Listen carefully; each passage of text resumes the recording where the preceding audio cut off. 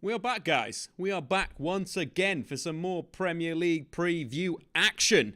On today's show, of course, we're going to be talking Arsenal, Manchester United, and Man City versus Spurs in the big Premier League game on Sunday. Today's topic of conversation is how Arsenal are building a dynasty under Mikel Arteta, with the news that Gabriel Martinelli has extended his contract at Arsenal till 2027. How's everyone doing? How's everyone feeling today? Do get into the chat all the way through with your thoughts on today's show. And also any questions you have or any score predictions, get them into the chat because we're diving into the Premier League on SofaScore. We'll be looking at the likes of Manchester United's game with Crystal Palace. We'll also be looking at Arsenal's game with Everton. We're going to be diving into all the tactical things as well around the world of football. So get involved with the chat. Of course, smash that like button as well. Tell all your pals that we're live every Friday at 12:30 for the Premier League preview. People need to know. Everyone needs to be in here talking some absolute madness. Augustus is in the chat with just a simple Statman with some exclamation marks. Kenny's in the chat as well. Statman, you are the best at what you do. Thanks a lot, Kenny. The support recently has been absolutely amazing. So thanks for all you wonderful people that have been getting involved in the videos, getting involved in the tweets, getting involved in the live shows, all that good stuff. Much love to all you people. Vinay in the chat. What do you think of Ten Hag's interest in Taylor? Is that Kenneth Taylor, the Ajax central midfielder? Let me know in the chat who it is. Welcome to Crypto FPL as well. We can have a little chat on FPL as well through today. Obviously, big weekend in the Premier League. I've got my FPL team absolutely set for the next few weeks in terms of transfers, in terms of what we're going to do. So I'm quite excited, in terms to tell you about that as well. What we're sitting at the moment, just my FPL team right now. We've got 3-4-3. We've gone with the triple Manchester United for the double game week with Bruno Fernandes, Marcus Rashford and Luke Shaw. For me, they're the three best United players you could get for this weekend. If you're looking at any Leeds players, I think Patrick Bamford is a cracking acquisition as well. But anyway, guys, let's move on to the football. We'll dive into a little bit of fantasy later on. Today, big news coming out of Arsenal.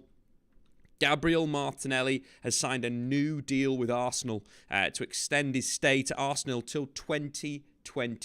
For me, this is absolutely massive. When you look at Arsenal as a side and what they're doing, it is so impressive given the average age of the squad. So we're looking at a sense of Arsenal at the moment. Key players within the squad. Gabriel Martinelli, 21. Nketiah, 23. Saka, 21. Odegaard, 24. Smith-Rowe, 22. Fabio Vieira, 22. Kivor, 22. Reece Nelson, 23. Into the backline, William Saliba, 21. Gabriel, 25. Tomiyasu, 24. Ben White, 25.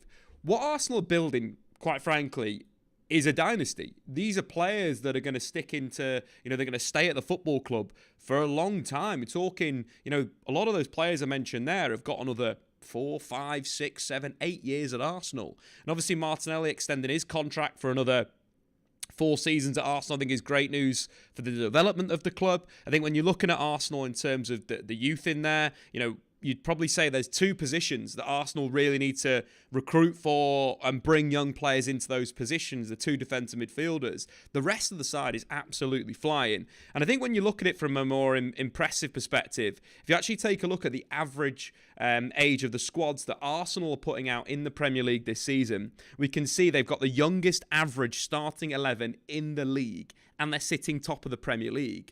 Why this is so impressive is usually when you do your sort of age analysis of squads, teams will start to win trophies around 27 till around 28. A statistic for you guys, the average age of a World Cup squad that, goes on to lift the trophy is 27 and a half. So Arsenal are so far below that right now in terms of the quality. Just the average age you can see on screen there, 24.1. That's younger than Southampton that are getting all these plaudits for playing young players this season and that being a bit of a gamble. Arsenal are top of the league. They're playing great football and in that position. You compare that to Liverpool. The demise of Liverpool Football Club under Jurgen Klopp is, it is a bit frustrating for their fans. I think the recruitment has been pretty awful over the last few windows. But you look at their average age of 27, only 4 teams in the league have got a higher average age. Newcastle, Tottenham, who are, you'd say that those 2 squads, Newcastle squad is in a development phase. They are working on building a squad for the future with the signings that they've made. They needed squad for right now in a sense of they needed to stay up in the league and they need to be as competitive as possible. Tottenham are in a very similar position. Heung-min Son, Harry Kane are win now. These 2 guys are, arguably going to go down as real Premier League legends for Tottenham Hotspur, but they need to win now. That's it. There's no messing about. Hence why I think the signing of Pedro Porro is such a good transfer for Tottenham, because they need that player. They need that right wing back. But anyway, the impressive side of it for Arsenal is they are competing with these young players, and they're competing in this way. And I think the positive side as well, coming out of the Emirates in terms of the talks, there is reports that Saliba's about to get a new contract, that Bukayo Saka's going to get a new contract, and Ben White. They are 3 players there that are hugely important for Arsenal's future. Hugely important.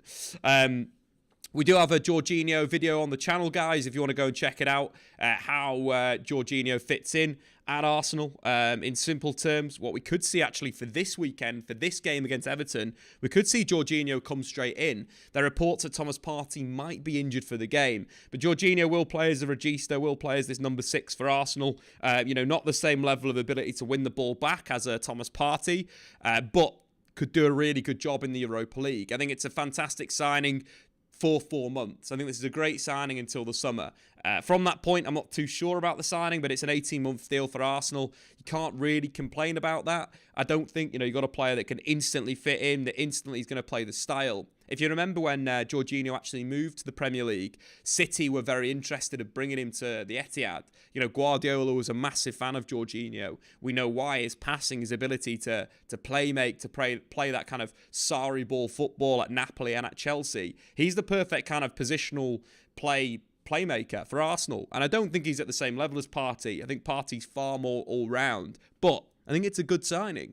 And it goes down this line of Arsenal building this dynasty in a sense of, you look at the front kind of 4 players, all, under the age of 26, with Gabriel Jesus in there. If we're talking first choice, Gabriel Jesus back in training, he's the guy. Eddie Nketiah's done a great job with him out the side, but, Gabriel Jesus has just got a little bit more about him in terms of that work rate, that kind of ability to create something out of nothing. But in the long term, obviously, with that midfield, linked with Caicedo, in the window, put bids in 75 million, not accepted by Brighton. Thinking they probably need to look for that long-term solution, hence why the summer's probably better for them. But also Declan Rice. Then we're looking at that squad, average age of around 25.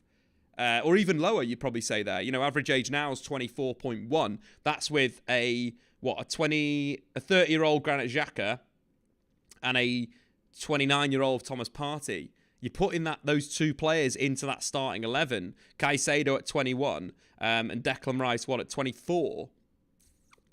That's what we're talking about, them building something that is comparable to a Wenger side, to a Ferguson side, that every summer you don't just need to kind of change the entire team. You're changing 1 or 2 players. It's exactly the right position Arsenal want to be in right now. And credit to what they've built at Arsenal Football Club. But they do have a challenge this weekend. They've got a big, big challenge this weekend. The Premier League is unforgiving. It really is. And, as much as we can talk about how well Arsenal have done from a, technical director perspective, they got a massive game in the Premier League this weekend. And this will be a tough game. New manager bounce is a statistical anomaly. Basically, there's been analysis done over the history of football that says as soon as a new manager comes in, the points per game goes up. There is a bounce. For whatever reason, whether it's a change in the message that's being said to the players, whether it's a change in atmosphere in and around the club, there is a change. And unfortunately for Arsenal, Everton have just brought in Sean Dyche, who will bring that kind of 4-4-2 style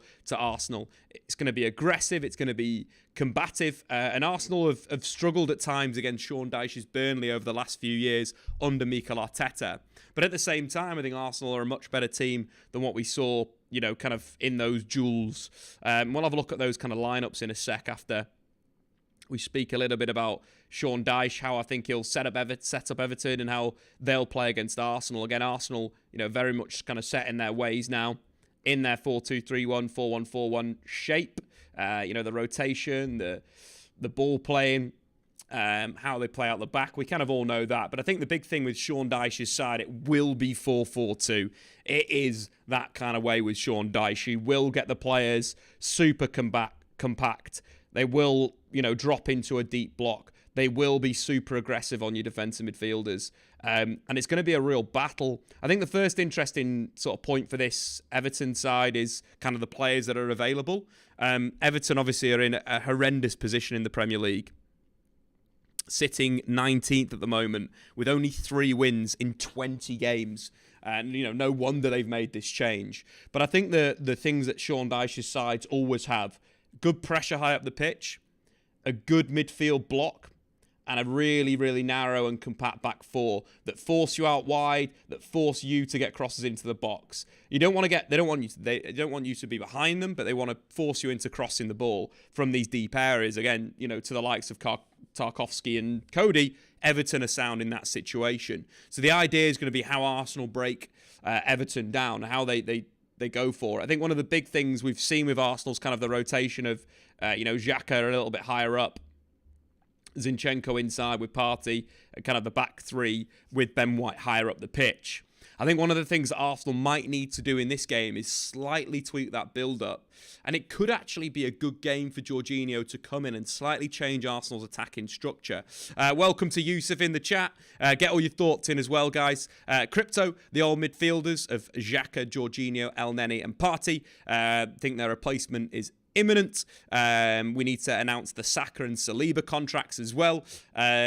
Avin Ash in the chat as well. What are some alternative formations Arsenal could try, especially with Balogun returning next year and the potential of Rice? Balogun, we'll have a little chat about Balogun in a sec before we do this, but one formation that they could change with Jorginho in the side is in fact playing Zinchenko higher up the pitch. So Jorginho, we've known for a lot of his time in the Premier League, has been this kind of regista, this player that will distribute the ball or get on the ball. I think he's the perfect guy for a Sean Dyche side to target, in a sense of, the two centre forwards kind of blocking that space and blocking, the balls into Jorginho, being super aggressive on his touch.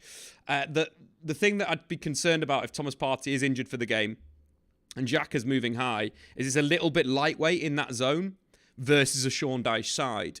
You want some physicality there. Almost Thomas Partey in the game between Burnley and Arsenal, where Arsenal actually won from last season against Sean Dyche, was almost a performance of him dropping back into the back line, him actually, taking up centre-back positions at times. We'll just quickly try and find that game. Here we go, got it here. So if you remember this game, Arsenal fans in the chat, the 1-0 win over Burnley, again, a massive game for Arteta. There was humongous pressure on Arteta at that point. I think he'd gone through a little bit of a bad run of fixtures, lost 5-0 to Man City after losing to Chelsea and Brentford opening games. Humongous pressure on the game. And Thomas Partey played arguably in a centre-half position. We can have a look from the average positions that he's very much kind of sitting in front of the back line. And Arteta went with a very ball-playing midfield there. Partey was in there, but he went with Smith Rowe and Odegaard to kind of try and control the game in a sense. But Partey, more of a defensive midfielder than we see the two defensive midfielders. So the one concern if Partey's out injured for this match would be that Jorginho and Zinchenko might be a little bit lightweight for that. Whereas if, for example, Xhaka's more involved in the build-up, Martinelli's kind of playing a little bit more inside and Zinchenko's high, I would probably prefer this build-up for Arsenal. Even playing Granit Xhaka as the dedicated defensive midfielder to have a bit of physicality in there and allow Jorginho to play the Toni Kroos role, this left half role of getting on the ball and then distributing. Could be a really good alternative for Arsenal's structure and shape. These are just alternatives. I probably think that, Arteta's spoken about Partey, that he probably will be okay for the game. So probably likely to see Partey playing that true defensive midfield role. And then Xhaka in that higher position. Or alternatively, a Fabio Vieira maybe in that higher position. A little bit more ballsy, a little bit more ball playing in there. Again, we'd have Zinchenko in that base position. Vieira playing high. So it'd be a little bit more 4-3-3 for Arsenal. A little bit more traditional 4-3-3 where, they could build at times wide and overload, the kind of pressing unit of Burnley, stretch them to one of the flanks, and then you're looking for that quick switch through the defence, out to the right, or through kind of midfield with some good play from a Vieira to a Partey to an Odegaard to then to Saka. I think that could be a good approach for Arsenal, actually building maybe with the 3 players, be it Fabio Vieira or Granit Xhaka, probably more than likely. More of a 4-3-3 structure, I think, could really work for them. D in the chat, would you not be tempted to play Kieran Tierney if you wanted a high and wide fullback? The other thing I was thinking as well for Arsenal for this game is why not play Tomiyasu at fullback, because Burnley are going to come with their physicality. So you basically, I think we've seen at times that back 4 be played by Mikel Arteta because you want that kind of strength. And maybe that might be a little bit beneficial. Obviously, Kieran Tierney's a better overlapping, fullback, but maybe Arsenal want to go for that defensive option. Maybe that's the structure that they want to go with, so they could deal with the Calvin Phillips in either channel. They can deal with that, balls going into the box, balls going to the back post, and then playing Zinchenko in central midfield. And playing a 4-3-3 with Zinchenko in central midfield from the start, and then maybe building with more of a traditional 2-man pivot, maybe Ben White and Tomiyasu playing high when they need to. But having that solidity in there could actually be quite a good way to battle their way in. This is going to be one of those games. I always remember when Fergie, back in the day when he'd play those kind of weird 11s that we thought were weird, where you play like, John O'Shea, Wes Brown, Vidic and Ferdinand. But it would be against a Bolton. It'd be against like Kevin Davis's Bolton.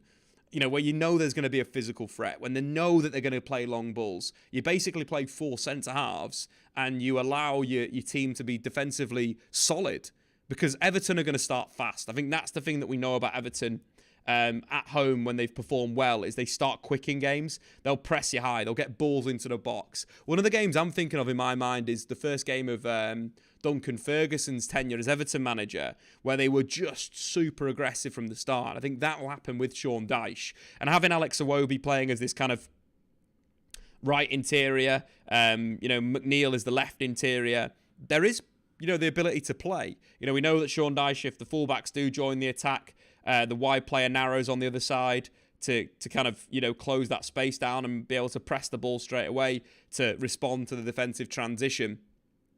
That's going to be an interesting side. But as well, with Eddie Nketiah's ability to hit the channels when Everton are in the transition, I think that's quite a valuable asset for Arsenal.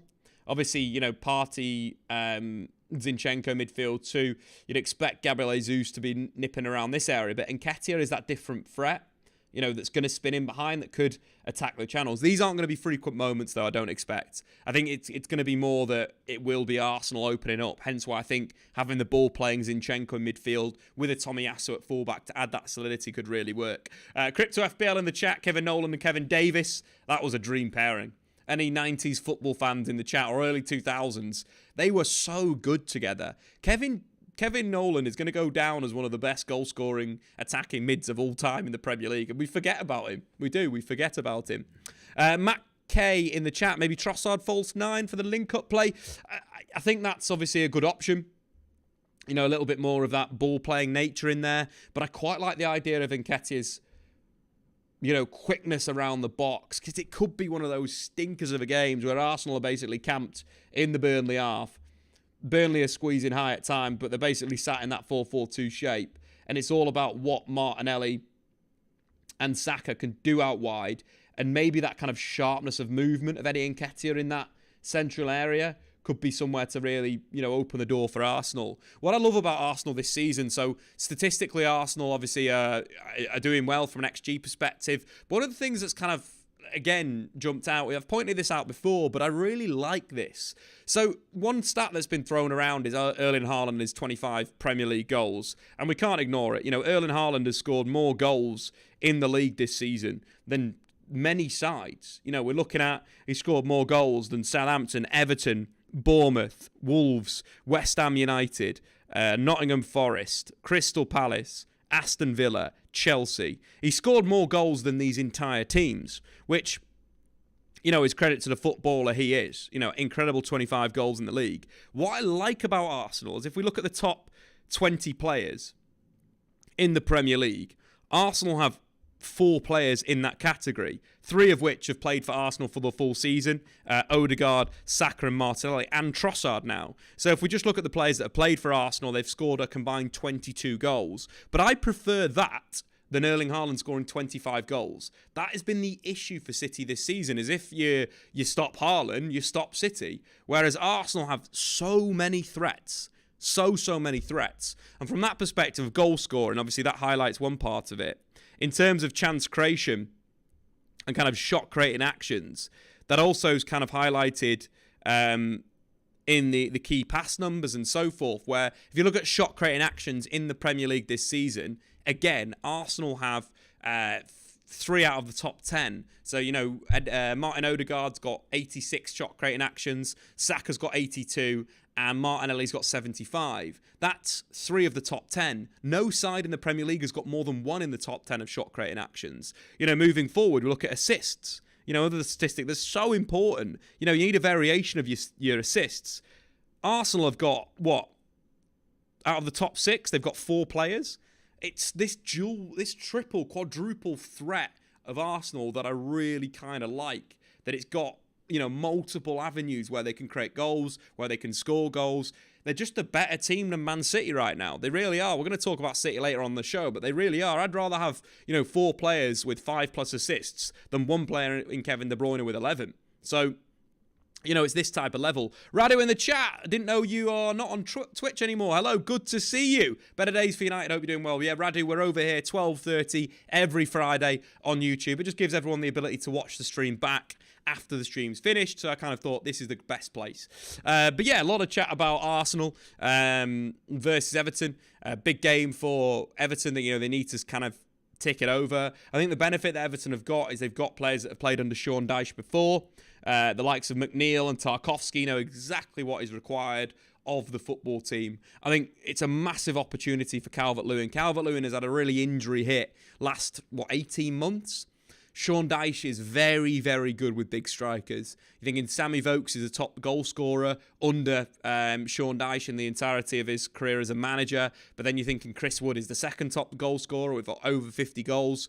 He's the perfect player. He's got very similar characteristics to both of those two strikers. And when you combine that with Damari Gray, I really like Damari Gray's ability to, operate in different areas from maybe a number sort of 10 position or a number 9 position. Playing as kind of a wide winger, operating in and around Arsenal's, backline could be a great avenue for Everton from an attacking perspective. But I do expect Everton to, be a real backs against the wall performance for them. I think it's going to be tight, guys. I think it's going to be a 1-0, a 0-0. That's how tight I think it's going to be. I think it's going to be a single goal game. But guys, get into the chat right now. Your score predictions, and we'll talk about another Arsenal player that's setting the world alight, setting European football alight, which is great for Arsenal in the long term. This is what I mean about the long term of Arsenal, is they're in a very, very good position. And it's been good management, good director of footballship to get there. And that's Florian Balogun, top scorer in Ligue 1 this season. He scored more goals than Neymar, than Mbappe, than Jonathan David, than Lacazette, than Wassim Bedjebda, than Tyrone Moffey. This kid is brilliant, by the way. I absolutely love Tyrone Moffey, but that's for another conversation. But more importantly, the expected goals numbers are brilliant for Balogun, showing that not only is he scoring the goals, but he's getting into these great positions and taking good shots. Balogun scored a hat-trick for Stade Reims in their last game, and he's a player that's going to come back and be a great option for Arteta's side. You're thinking what he's done and how he's performed. He's a player that is starting to really explode. You take a look at his statistics here. He had a whopping 11 shots against Lorient midweek. Scored himself a hat-trick. What more do you want from a centre-forward? Penalty box centre-forward that can also link the play. Humongous potential. And I also think very smart from Arsenal, from pulling him from playing in the Championship to Ligue 1. I don't think he suited the Championship. I think it's a very physical league, and sometimes as centre-forward you do go missing in that league, whereas Ligue 1 is a great place, a really, really good place to, hone your skills. We've seen so many good forwards come from Ligue 1. Someone like Victor Osimhen, for example, honed his skills for Lille before going to Napoli and becoming one of the best bagsmen in European football. Great development for Florian Balogun, and great news for Arteta, him coming back. I think he's someone that helps Arsenal in a sense of recruitment. They don't need to buy another 9. Nketiah, Jesus and Balogun, 3 really good forwards that offer a different approach when looking to break teams down. So again, I think midfield and defence could be the places for Arsenal to recruit in the summer. Score predictions coming in. Radu's going to go 2-0 to Arsenal. James going to go 4-0. Sam's going to go 4-0. Andrew 4-0 as well. Aidan in the chat as well. Are you live, Dave? I am live right now. Any questions? Get them in. And of course, here we are streaming every Friday from around 12:30, so definitely get involved. Sam, Liga, definitely not as far as Liga anymore. I'd say Liga, from a talent perspective, recruiting from Liga to the Premier League is the best league with Portugal. I think you buy players from Liga, you buy players from Portugal, that they settle far faster than any other leagues in the world. Hence why I think it's really good. Bob in the chat is going to go 3-0 to Arsenal. Augustus is going to go 3-1. Arteta's son is in the chat. Welcome. Is going to go 3-1 to Arsenal as well. Our fan in the chat, welcome as well. We're going to be continuing through our Premier League predictions, Premier League preview. Do get all your questions in as well. And of course, download SofaScore, the greatest place in the world for football analysis. Other big games in the league this weekend. You think you're looking at Liverpool have got another massive game against Wolverhampton Wanderers. Wolves have done the dirty on them over the last sort of 12 months. Chelsea Fulham, of course, kicks us off the Premier League action. Big game for Mudryk, a player that seems to have made the wrong move, in my opinion. I think him going to Arsenal would have been far better for him. And his former coach, Andreas Carrasco, has came out this week. He coached him at under-19s level, saying that he would have suited Arsenal's style of play more than Chelsea's. This is the big concern for Graham Potter. What is Chelsea's style of play? How do you fit all these brilliant players in? Enzo Fernandez is one of my favourite footballers in the world of football. Great player to watch. But how do they fit all these guys in? Who's the holding midfielder? How do they balance the team? How does Mudryk come in? How do you fit Havertz in there? What's happening with Hakim Ziyech? And they're going to be facing a Fulham team that I am very, very impressed with what Marco Silva's done. So tough game for them. Obviously, we spoke about the Everton-Arsenal game. Now let's have a little chat on Manchester United versus Crystal Palace. Huge game for Erik ten Hag. Erik ten Hag, of course, getting through to his first final as Manchester United manager, which is really nice to say. Erik ten Hag's doing a brilliant job at United so far. I've been, enjoying the football. I'm back as a fan, watching Manchester United, and it's a great place to be. The football is just the best it's been for a long, long time. And we're talking probably 10 years of football, of watching, teams be good for a little bit, then bad for a long time, then good for a little bit. The consistency's never been there. And I think Erik ten Hag is definitely building that. He's building that in a number of players. And of course, Marcus Rashford is the absolute star of the show at the moment. Premier League Player of the Month for January. Rashford's goal contributions over the month of January have been fantastic in the Premier League. We're taking 1, 2, 3 goals in the Premier League, but again, directly involved in 1, 2, 3, 4, 5, 6, 7, 8, 9, 10, 11, 12, 13 since the World Cup. Big moves and fully deserved of Player of the Month. And I forgot to mention, actually, Mikel Arteta got Manager of the Month, didn't he, for January? So, again, credit to him. And I think you're looking at Arsenal, one last bit on Arsenal and their form over the last few months. They've had some big games. You're talking Brighton, one of the form teams in the league, victory, drawing with Newcastle, 0-0, then beating Tottenham, beating Manchester United. If you're thinking that Arsenal have got, 10 points from those 4 games, really good from Mikel Arteta, and hence why he is Manager of the Month. But yeah, back to Manchester United. They're obviously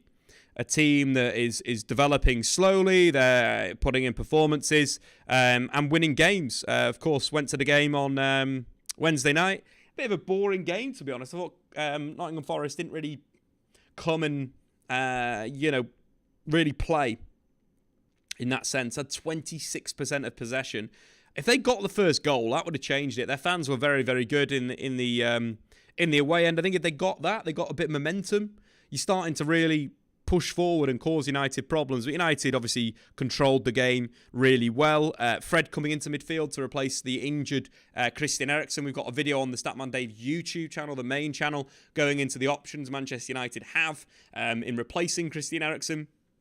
Make sure you go and check that out. But of course, the most exciting option for Manchester United for me, I'd arguably say, is an upgrade in central midfield for Christian Eriksen, is Marcel Sabitzer. He's a player I've been watching for a long time. His game has developed massively over the last few years. You know, going from playing as a winger, goals and assists from those wide areas, to, moving and playing inside, I think is super impressive. A player that scores, that gets on the end of moves. You see this season, the 16-17 season, playing more as a kind of interior on the right-hand side. Against Bayern Munich, seeing as playing as these kind of one of these inside players in the 4-2-2, very much taking up a kind of number 10 area, getting on the ball in those central zones and kind of playmaking from that position, moving back slowly, at times playing as a holding midfielder for Julian Nagelsmann. I think is been a big upgrade in a sense of what he could bring the side and what he could bring Manchester United. He's a player that I think is perfect, and United didn't have a budget in Jan. They're not going to go out and spend 80 million on Caicedo because they've messed up the finance. We've got to be brutally honest with this. Absolutely stank the finances up Manchester United. They really have. And they only had movement to make a loan signing, to do a loan deal. And that is, the club is in an absolute messy position, and they're lucky that they've come out with a player of great quality, because Eriksen's been brilliant for United from a, kind of offensive position in this midfield area, his ability to kind of roam and get on the ball and, allow, Rashford to tuck in, Shaw to get on the overlap, to distribute, but also adding to his game from this roaming playmaking position, moving into the number 10 area. The 1-2 goal that they scored against Crystal Palace was brilliant.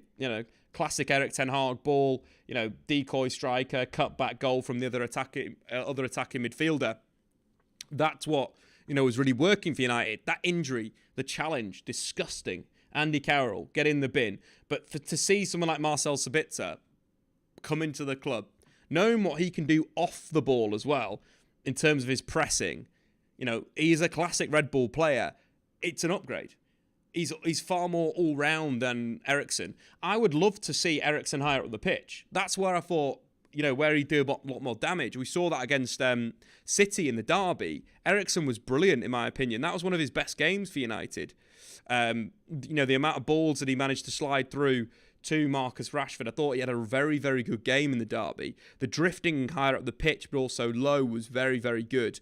And I do think with that going forward, Marcel Sabitzer comes into a team in form that needs someone of his quality that can, not only win the ball back, but really control the tempo. He can sit deep and allow that kind of front five to be created. He can, move high and get on the ball in between the lines. There's that kind of duality to his game, which Manchester United need, Erik ten Hag needs, and it's only going to be beneficial for the football club going forward. It's a weird signing, but it fits so well. One of the players that we recommended after Man United missed out on bringing Frankie de Jong to the club. Makes a lot of sense. Any questions as well, guys? Get into the chat. James, you'll be able to check out the Arsenal stuff at the start of the stream. Of course, available on the YouTube channel. Arteta's son. Team of the season chat. Yeah, get in the chat, guys. Great question from Matty K in the chat. Team of the season, guys. Get your team of the season in the chat right now, and I'll read out the best ones, and we'll have a little discussion on it. Arteta's son, straight away in the chat. Ramsdale, Trippier, Saliba, Martinez, Zinchenko, Partey, Bruno Guimaraes, Odegaard, Rashford, Haaland, Saka. That's a good side. That is a very good side. But yeah, get your team of the seasons into the chat. I don't think I could argue with that, I really don't. I don't think I could argue with with that kind of lineup. Radu, saw your video on Sabi. Great one. Do you feel we'll not lack the same creative force in a similar way we see when we lack it when Fred plays over Eriksen? I know that Sabi's better than Fred, but is he good enough to replicate that? So statistically, Sabitzer is so similar to Christian Eriksen. From a stats perspective, it's mad how close they are in terms of their abilities to create and so forth. I think we've probably got to go back to Sabitzer's 2020-21 season to really build the profile out. But very, very similar. Arguably, slightly more creative in a sense of Eriksen's chances created or key passes per game is around 1.0, whereas Sabitzer's is 1.1 in this Leipzig season, 3 assists and 8 goals. So there will be a difference, I think. Sabitzer is more of a second assist type pass guy, whereas, Eriksen can play that cutting through ball in there. Sabitzer will add goals from midfield, 8 goals in this Bundesliga season, predominantly played in central midfield, as you can see with his heat map. As a left-sided central midfielder, we can see that kind of heat map and how box-to-box it is, that ability to play make. So I don't think we'll lose the creativity. I think we'll have exactly the same player, a player that can really control the game and get on the ball. So no, I don't think we'll lose that. I think it's a very similar profile of a footballer. I think that's kind of why it's an exciting one for Manchester United. It really is, because it is, there is that kind of ability to allow players to attack around him, and then arguably be on this kind of this second wave. I think we'll see a lot more of him kind of in this position, where he's like just behind the band of 5. So less activating and moving into that inside channel, more him sitting a little bit deeper and, using that kind of roaming playmaker style, that passes and, him moving and receiving again and switching the play, playing through balls or playing crosses from deep. I think that's what we'll see more from Sabitzer than playing in that attacking element. That's not saying that he can't do that. That's just, I think he'll play a little bit more of a playmaker, deep lying in the final third versus Eriksen, who spent a lot more time high. That's not to say that he can't do that. And again, Erik ten Hag's coaching has shown that he can turn any player into an absolute beast. So it's a good solution. It really is. Not as a position, but more instructed to come deeper to solve problems as interfere with the mid blocks. I think we'll be better with Sabitzer, because not only has he got that ability to play in the final third, but he's much better on the carry. He's got that dual element there where he can play through the lines, but he can also carry through, that Eriksen doesn't really have, Bruno doesn't really have. And I think we do lack a little bit of that ball-carrying penetration. We see Casemiro at times go on those wonderful runs with his feet, but I think it really works. I also like the idea of, I do like the idea of Bruno spending a bit of time playing deeper. We saw Jadon Sancho actually playing in that number 10 area against Nottingham Forest when he came off the bench. We've also seen Anthony, play in that position, which will give United a lot of fluidity in the final third. Kind of Garnacho coming on that wing.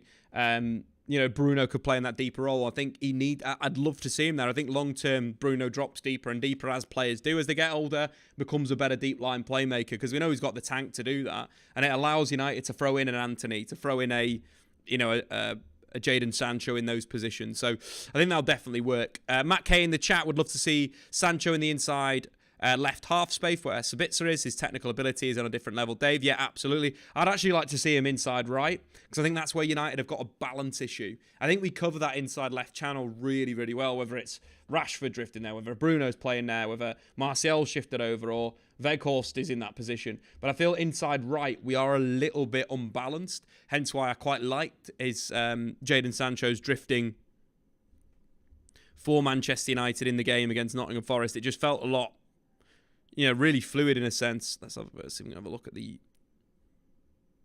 heat map of Jadon Sancho versus Forest. Let's take a look at where he is. Yeah, so from an average positions perspective, after the substitutions, we could see Sancho's kind of that number 25 inside right position. Now, what was happening when Bruno basically moved to that right wing, as we do, and Sancho was picking up that inside right channel really, really well. So I think it's nice. There's a load of options United have got, and I think that's the beauty of Manchester United. But let's take a more of an idea of a look at the game. Probably will be Fred in midfield this weekend, Bruno 10, Casa, Miro, Wan-Bissaka, Luke Shaw in there. It's going to be a standard Man United team. And Crystal Palace were difficult to break down in the game at Sellers Park. But I think United have got, another level to them in a sense to kind of step through and push forward. There were moments where United really opened up Palace and really got at their back line. And it's something that we need to see a little bit more consistently for Manchester United. So Palace will defend in a kind of 4-4-2, 4-1-4-1. The good thing with United is reports that Zaha might be out injured for the game. But I think the things United did well against Crystal Palace was kind of, building. I thought with Eriksen dropping and Shaw playing a little higher, thought gave United a good, build-up. I thought at times Eriksen was getting onto the ball in kind of these positions. And it allowed United to kind of build in a three. Eriksen also drifted really well in the game, as we've previously spoke about. At times, roaming to that inside position and getting on the ball there, popping in, being behind the Palace midfield. And that's, I think, something that United need to do. It's play through that first line, get behind their midfield, and then look for underlaps, because we know that it works against Crystal Palace. The big thing with United, when they did work that really good move, is basically the entire back four collapsed. Both of the midfielders got pulled, and Bruno basically had the freedom of Sellers Park after the cutback from Eriksen. And that's, again, something United need to do, is basically get in behind Palace, either in the inside channel or in the wide areas, and then look for those cutbacks, because that was kind of a weakness of their game. As much as the attacking side of Elise and Eze is scary, it's areas where you can basically get into the deep line midfield position.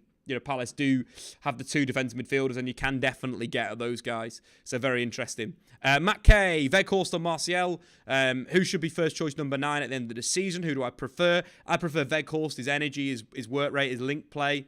In there, I think. Look, I think both are vying for the second choice striker for next season. If I put it like that, I think United have to go into the market and buy a proper 9.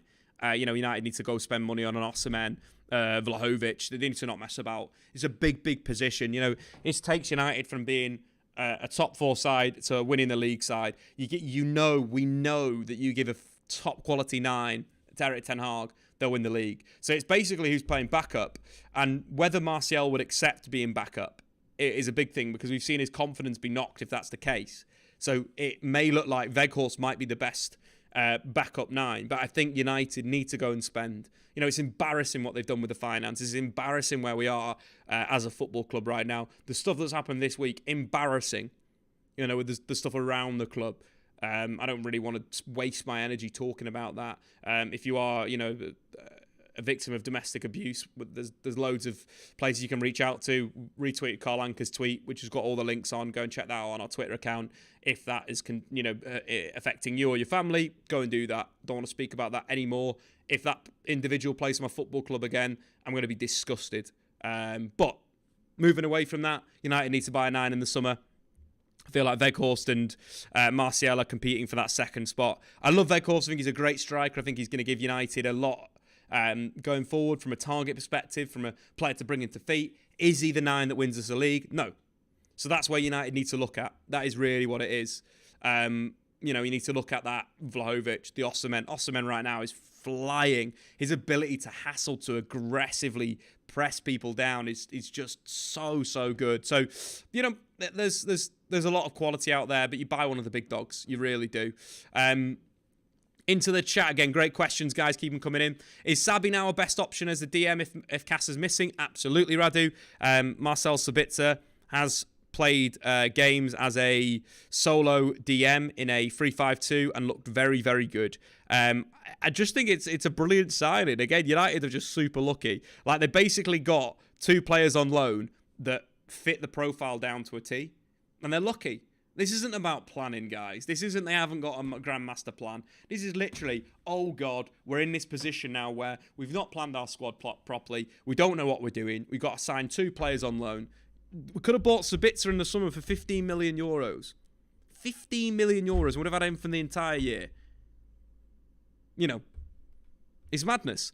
Matt K in the chat. I agree with Statman because Jesus made us into title winning. generally think it's the difference. What I mentioned before about Arsenal is that the threat of goals from everywhere. What I really like with the Jesus signing that allows that. But I think Erik ten Hag's kind of that philosophy of that, maybe that one player scoring all the goals, with let's say, with a Rashford and a striker would work quite well. What about Vlahovic, Dave? I'd love Vlahovic. I think he'd be my number one. I really do. I just think his quality in finishing when he plays for a possession-based side is beautiful. I'd love us to sign Sabi permanently. We've got to. Rather, we need to. The squad needs players like Marcel Sabitzer in there. They really do. Any other questions as well? Vin, would you sign an overlapping fullback to unlock Anthony? I think Anthony's development has been very, very good in the last few weeks. I've been very impressed with how he's been playing. He's been drifting a lot more inside. He's been playing a lot better. He's been beating people in a dribble. I think he's been great. He's a player that will play that wing position by himself and to open up the space up, create the 1v1s and go. So, he's a player that I like, and I don't think it's more a squad player. And Wan-Bissaka, I've been impressed with him. Look, I'm not the biggest Aaron Wan-Bissaka fan. I think technically there's a lot to work on with his game. But we're starting to see improvements. And I can't complain when a player puts to work in a training position ground and you can see it on the pitch. His understanding of football is a lot better than it was when he joined Man United. So credit to him. Again, Aaron Wan-Bissaka. If he continues this development, then keep him. I never shut the door on players. There's players that I criticise, there's players that I might not be behind, but if a player shows the determination to battle themselves back into the first team, to battle themselves back into the selection, why not keep them? United need 2 full-backs on each side. They need 2 players on each side, so why not?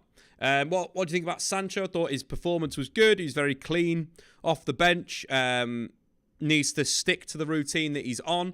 Needs to stick to being a player that enjoys playing football. We need to see Sancho smiling, happy and enjoying himself. And I think that's a big one for him in the next few months with, just getting back into the day-to-day, enjoying scoring goals, creating. I think the players were really trying to get a goal for him. There was a few times where another ball was on, they were looking for the cutback for Sancho. So, that'll come as well. In terms of this match for Crystal Palace, Chet Decore's been there, shining light in central midfield.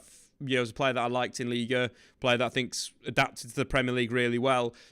He's made 86 tackles plus interceptions in the Premier League this season. 5 out of his 5 tackles won versus Newcastle United. Only Paulinho and Adams have made more tackles plus interceptions this season in the league.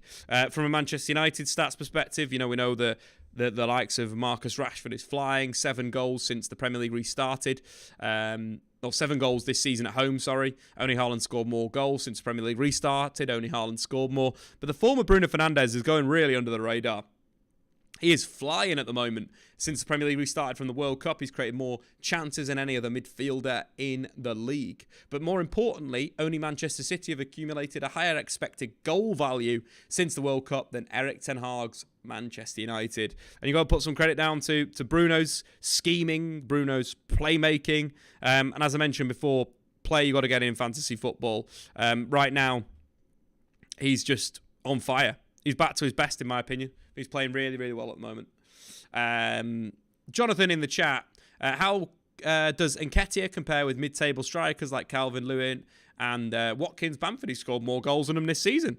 To simply put it that way. You can't argue with the goals. 10 goals in all competitions, is it, for Nketiah this season? I think he's a different option to a Calvert-Lewin, to Ollie Watkins, to a Bamford, but I think he's playing really, really well. I really do. Got Bruno in my FPL starting this week just 1 hour ago.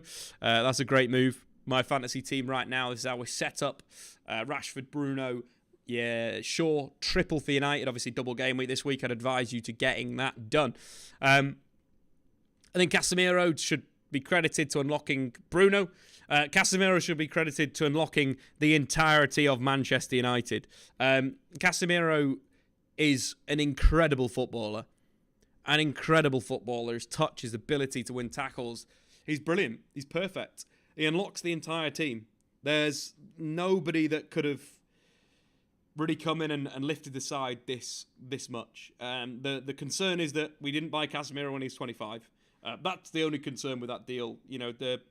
Hopefully there's not a massive fall off of physical performance, but with Casemiro, I don't know if it will be because of how well he looks after himself.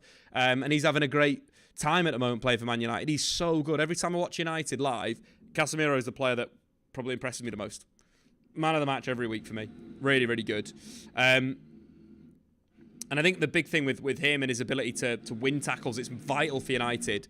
You look at the statistics this season, only Paulina Adams have won more tackles than Casemiro in the Premier League. Very, very good. Bob in the chat, Maradona, Pele, Cruyff. Start, bench, and sell. Sell! I have to sell one of them. I would start Johan Cruyff, because I love a good false nine. I would bench Maradona, and I'd sell Pele? Oh, that's so difficult. That's so difficult. So tough to go through. So tough. But yeah, guys, get in the chat. Maradona, Pele, Cruyff. Start, bench, sell. It's a tough question. Really tough question. Before we move on, guys, get your score predictions in for this game. Manchester United versus Crystal Palace. United do need to control the counter-attack, of course. United will be throwing bodies forward. It's about dealing with Elise and Eze on the bench. Both players have been so good. Eze's playmaking could even come into a number 10 area. So Casemiro needs to lock that down. And Wan-Bissaka against Elise. Elise is going to be a player that will play for a real top side going into the latter part of his career. 23, 24, 25. Left-footed wide attacker. Could be dangerous. Johnny, you'll get 200 million for Pele, so well worth it. I think you get 200 million for all the lads, wouldn't you? D in the chat. Start Diego, bench Cruyff, let him coach and sell. Oh, D, I like that. That is actually top IQ, that 100 IQ play. Sell Pele. We're selling Pele. This is unbelievable. Unbelievable. I just think because I've seen more of Cruyff and Diego than I've seen of Pele, would be the only thing that I'd say. But that's a great shout. Let Cruyff coach. Let him pick. Let him speak. Let him speak.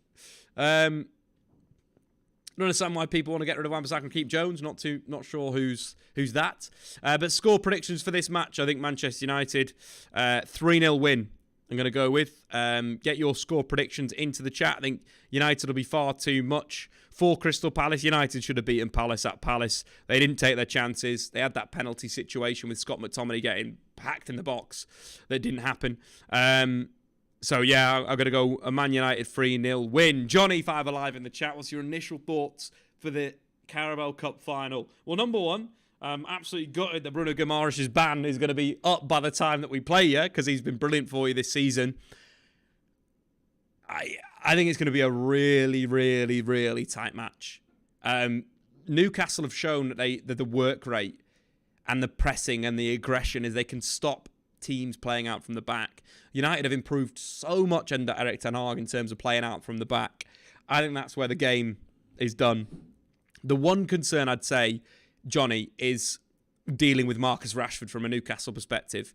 Have Newcastle done that well with that direct pace from the left-hand side, I'd say. Trippier's been fantastic on the ball. Most chances created in the Premier League this season. Super good playing forward. He's been brilliant. But that, let's say if he's attacking and he's forward, can you cover that pacing behind? Fabian Schär's been great for you this season. But that directness, is that going to be something to kind of deal with, in there. I think Sabitzer might even start this game.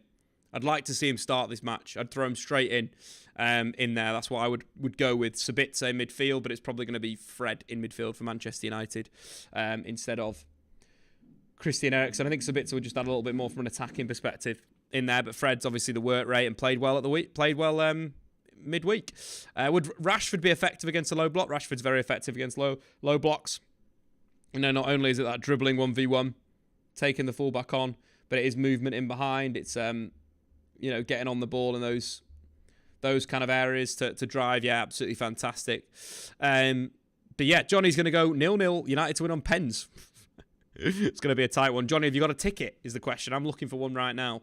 Awu's going to go 3-1 United. Sancho, Rashi, and Martial goals. Andrew in the chat's going to go 2-1 United. Finn's going to go 2-1 Palace. Augusta's going to go a 1-1 draw in there. I hope not, but Palace were difficult to break down. Very, very difficult to break down. Compact in the match. Trippier did well defending against Saka. Trippier's a top player. 2-2 from Vin. I wish. Bob's going to go 2-2 as well. Great score predictions. Okay, let's finish today off talking the big game in the Premier League actually this weekend. Humongous game. Tottenham versus Manchester City. Two teams that are in an absolute hole of form right now. They've not been consistent. It's not allowing them to progress. We got defenders not playing well. We got attackers underperforming. And Spurs are in a position where they need to kick on right now. And if they don't kick on right now, there's going to be a massive, massive problem for them. Going forward. What happens with their form if they can't, this is the time now. If Newcastle continue putting in their performances, continuing, knocking on the door of the Champions League, you can't keep leaving it this long. You can't, there's a point where Conte and his side need to be pushing forward. Score predictions. Ahmed's going to go 2-0 United. Bruno Sancho. D's going to go 2-0 United. And D's also saying Spurs will get something this weekend. Do it for Conte. Conte's, of course, had an operation this week. Hopefully, he's going to be back healthy very, very soon. Again, hopefully everything's going okay with him. But Spurs have been a very, very odd side this season, and odd in a number of different ways. We're looking at a sense of, working out tactically how everything works. And then being really bad at times with possession of the football. And I generally think one of the massive issues that they've had is a lack of right wing back. Emerson Royale is garbage going forward. Look, I'm going to have to be brutally honest. He is garbage going forward.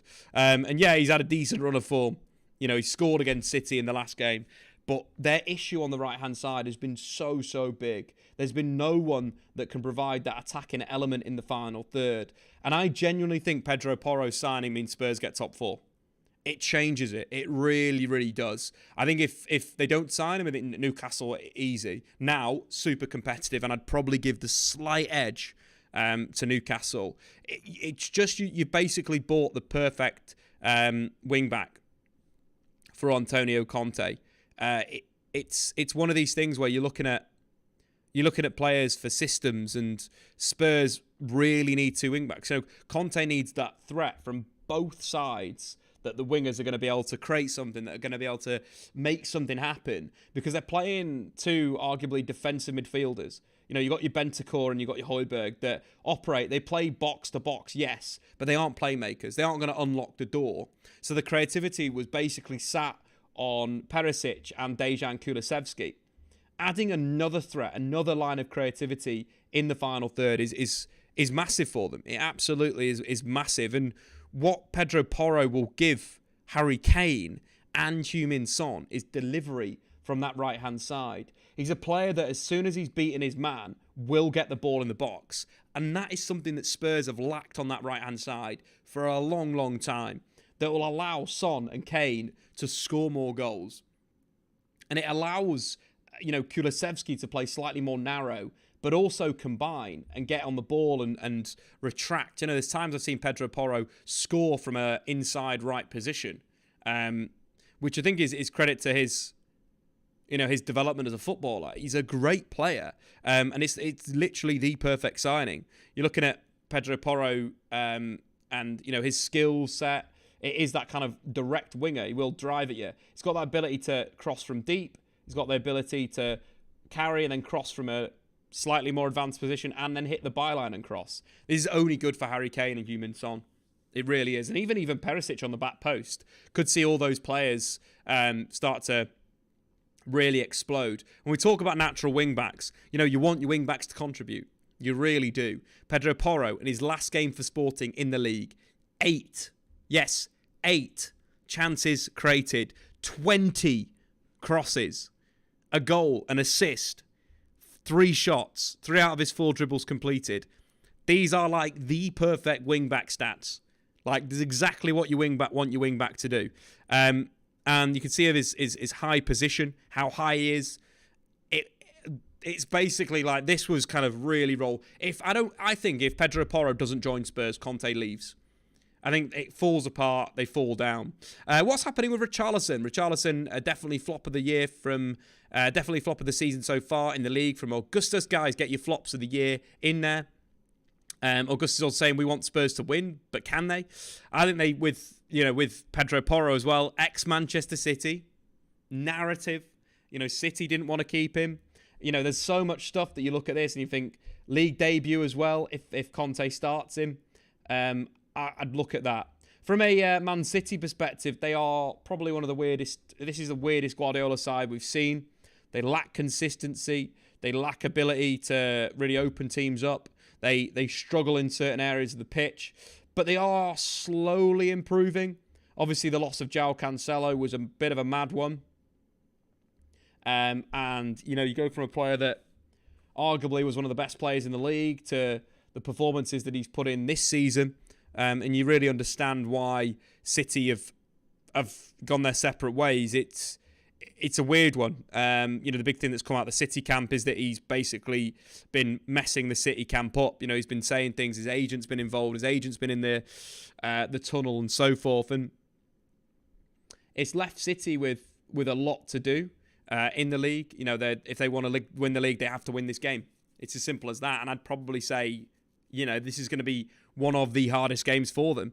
I think Conte getting that signing, it's so big. I really do think it's big. City as well have been building in an interesting way. They've been going back to maybe more of a back three in possession, with Rico Lewis moving into midfield, Akanji, Laporte, Ake making the back three, or with Akanji the right hand side, Laporte through the middle. So they're basically building as a 3, which for me, is beneficial to Spurs. Spurs will sit with a back 5-4 in midfield on the counter-attack. And arguably, they're dealing with a lot of the issues.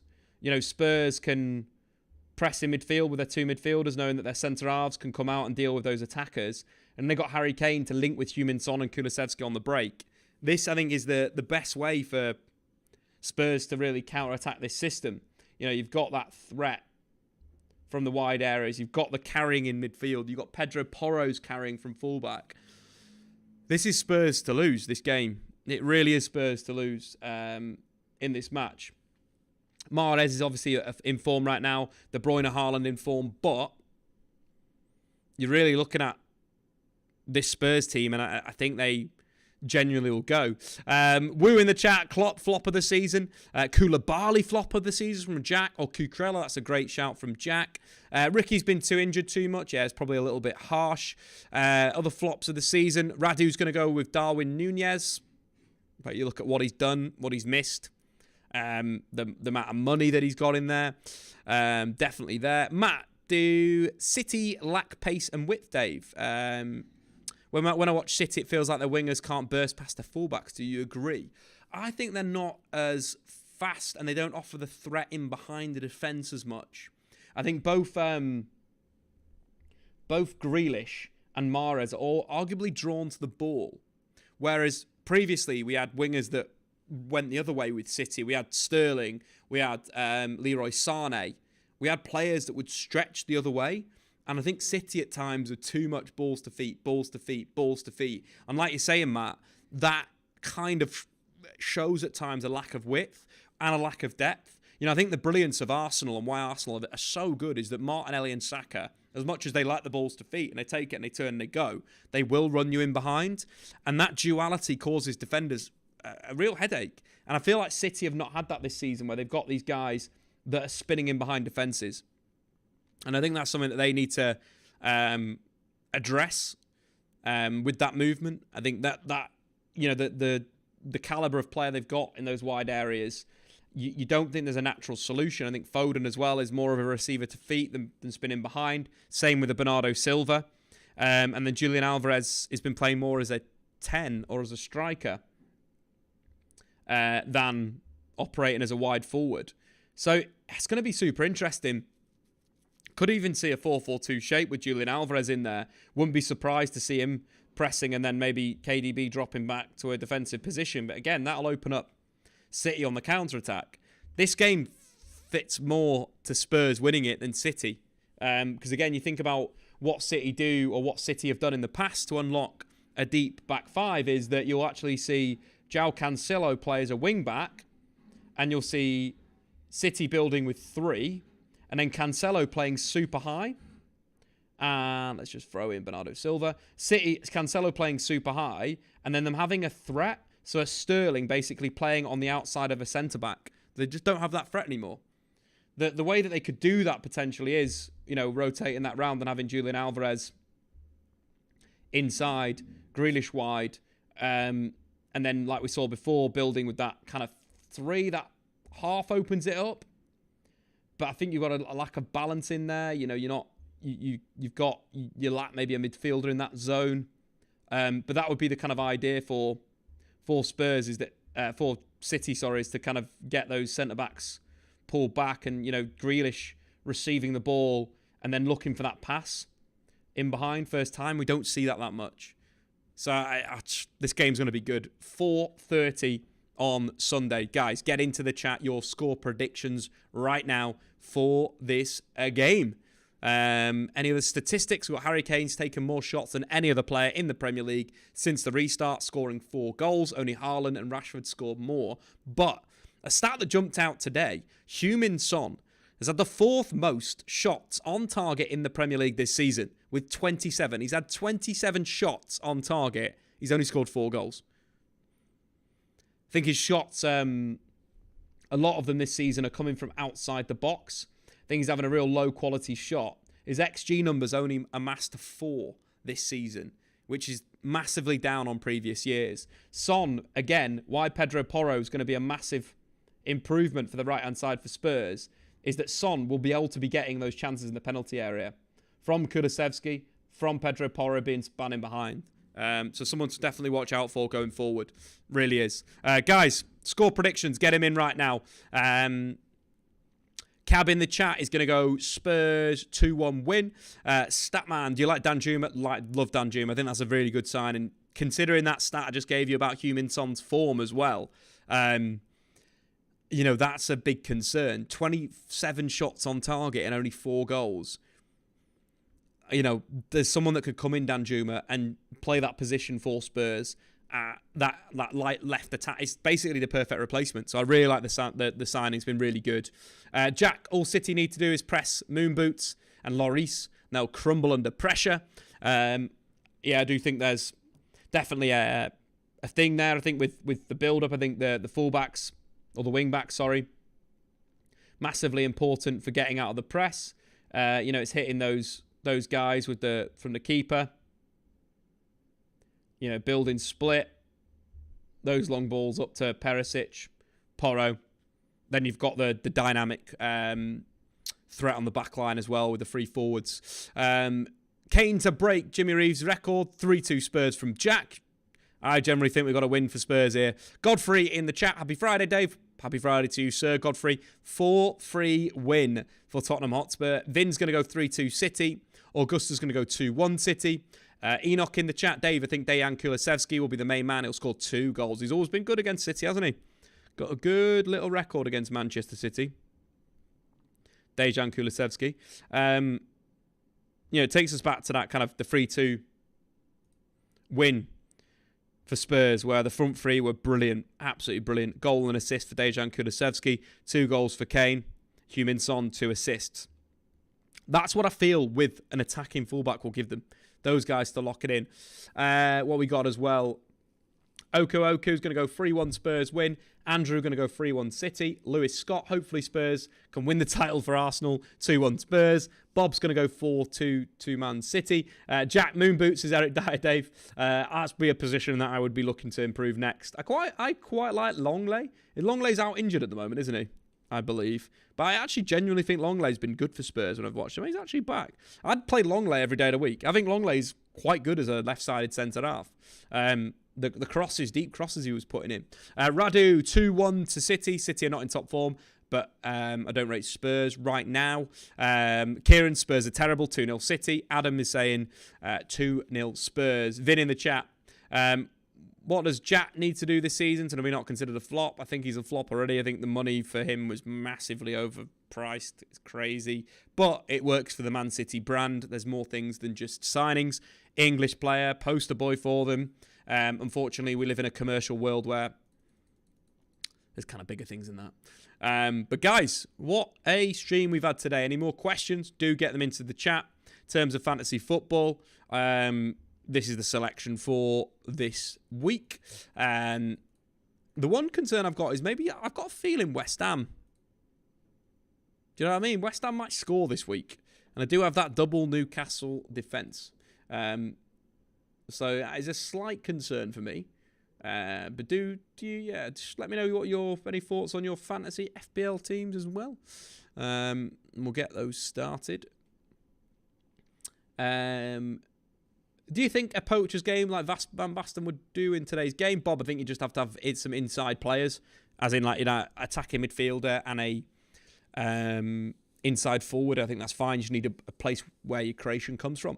Radu, I need to bench in FPL 1 out of Almiron, Odegaard, Rashford, Bruno, Mahrez, Kane, Tony, Haaland. I would bench Almiron at the moment. That's who I'd bench. Triple captain Rashi from Adam, I would say no. Save your triple captain for Haaland, game week 29 versus Liverpool and someone else. Matt K, Rice or Caicedo for United. In my opinion, Rice suits you more. I'm in the Caicedo hype train at the moment, though, Matt. I absolutely love Caicedo, but both would be great. Caicedo now. Who has been the best central attacking midfielder so far this season? Martin Odegaard. 8 goals in the Premier League this season, more than any other attacking midfielder. Jack, we have one of the worst backlines and keepers in the league this season. Lloris has just fallen off, hasn't he? Head fallen off. Aiden, I've gone for Leisha, Bruno, Rashi. I like that combo, actually. Good value. Who do you think should get the Ajax job? Godfrey, I really wanted it to be Marcelo Gallardo, but he's said no, hasn't he? You know, it would be amazing, Godfrey. Marcelo Bielsa would be my dream for Ajax. That would be my absolute dream in there. Kieran, West Ham couldn't hit a bar dawn, especially at St James's Park. I've got a Toon triple up at the back. Nice, Kieran. The one thing I'd say there, obviously, Jarrod Bowen braced last week. He's due a few goals. Bench boosting this week. SK had also saved that for later on as well, because you can get some really good points following a wild card. Logic, triple captain, Bruno Fernandes. We'll go in nuclear. If you triple captain anyone, defo go Rashi. More of a goal threat, penalties. Bielsa didn't go to Everton because he likes to have a pre-season. Why I think he'd be a good fit for Ajax is that John Heitinger's taking them to the end of the season, by all reports. Rash, welcome as well. Martial to Nketiah. Almiron to Bruno. Sorry, Almiron to Bruno or Almiron to Odegaard. Keep Martial. I would go Martial and Nketiah, Almiron to Bruno. Makes sense. Radu, Odegaard player of the season for me as of now. If Rashi keeps going like that, he might steal it. I'd say Casemiro player of the season, but that's a biased Manchester United opinion. But yeah, no, Odegaard's been very, very good. The issue with Arsenal is a lot of players have been very, very good. So difficult to pick one. Like Saliba has been incredible. Any replacements for João Cancelo? They've got the perfect one in Sergio Gomez, but he needs to be up to the standard in there. Lies around. Anthony on the right, Sancho 10, Bruno in the middle right, Martial front 3. That could be quite nice. Matt saw City are planning a massive overhaul in the summer.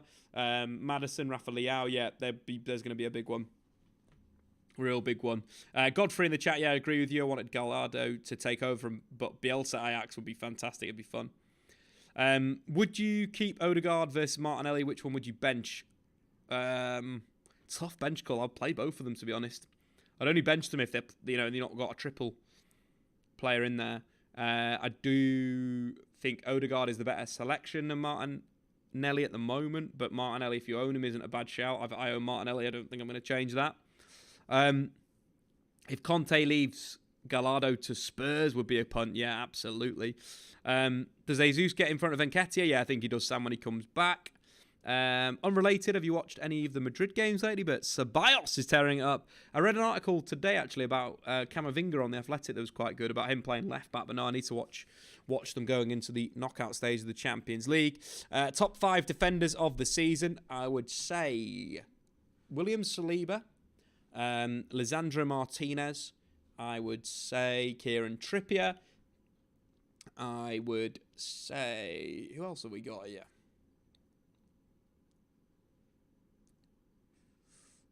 Nathan Ake, maybe? I think he's been very, very good. Need one more defender, chat. One more defender of the season. I'm probably doing a massive disservice to, a Brighton defender. Let's say. But, Varane. Yeah, Varane's been very good this season. Maybe not played enough. Missed the start, didn't he? But up there. There's definitely someone I've missed. Zinchenko. Yeah, Botman. Yeah, Botman. There you go. I definitely would say... so, I've probably got 6 then. So, Zinchenko... but that's a bit harsh because Zinchenko was injured for a bit. So, Botman, Martinez, Trippier, Saliba, and...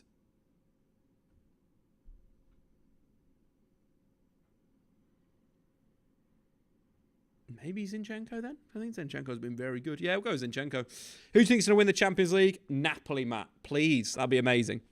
Napoli. Fabian Schär, Kieran's a decent shout as well. Rico Lewis's minutes surely good with Cancelo gone. I wouldn't want to just... My concern with that is I don't want one of my City assets to be that bench fodder, basically. Matoma for March. I've got March for one more week and then Mahrez is coming in. So there's no real concern there. With it, I obviously went March over Matoma. Matoma's obviously scored in this brief period. I look like an idiot, but hey. Radu's going to go Lisandro, Trippier, Saliba. Ake from Augustus. Ake's a good shout. Yeah, Ake was the other shout, wasn't it? Yeah. But I'd say Gabriel's not had his best year, I'd say. I was better last year. I'd say that, Zinchenko and Saliba, much higher level than those two. For sure. Do you think Barcelona will be too much for United? No, I think Man United will be too much for Barcelona. But guys, that'll be that for today's show. Thanks for all you wonderful people watching. We've been live for 1 hour and 17 minutes. Big GGs in the chat.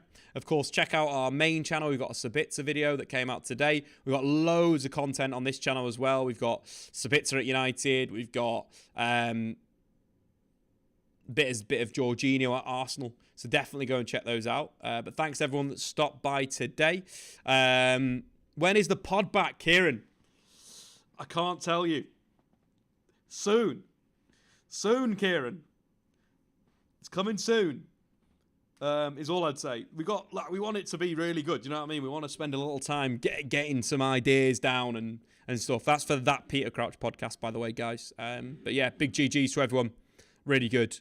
And we are back next Friday at 12:30 live. We'll be dropping, we'll be banging the Premier League review out Monday as we always do.